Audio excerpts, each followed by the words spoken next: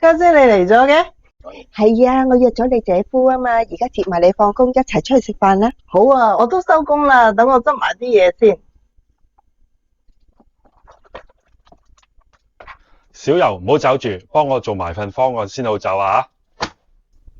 許經理，但係我已經夠鐘收工噶咯方案都未做好啊，你收咩工啊？記住啊，你未過試用期噶，你咪唔想撈啊？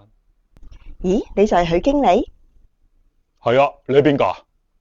我係邊個唔重要，重要嘅係呢份方案係你自己嘅方案，應該由你自己去完成嘅。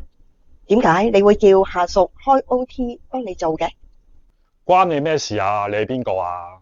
喎。許經理，冇事，等我而家即刻加班幫你做咗佢。咁就差唔多。我仲有提醒你啊，我哋咁大間公司，唔係阿貓阿狗都隨便入得嚟噶。家姐唔好意思啊，咁你哋去食嘢先啦，等我做完啲嘢，下次先同你哋再食過啦。好，你做嘢先。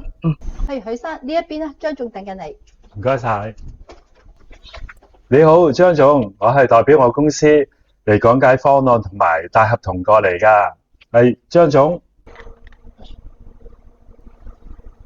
咦，許經理，我哋又見面啦喎。誒，你係張總？份方案寫得唔錯，你確定係你自己做嘅？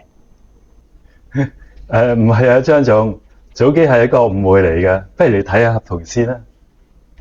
你放心，公司之間嘅合作係唔會受影響嘅，但係我會要求你公司換過另外一個嘅人負責呢一個項目。畢竟我哋公司唔係阿貓阿狗都可以隨便入嚟嘅。你身邊有冇呢種偽權力呢？睇唔穿必吃虧，呢個既係態度問題，更係權力遊戲。我哋已拆解背後邏輯同你要付嘅代價。點擊下面標題內容，掌握反制手段，唔好再為別人嘅私欲埋單啦。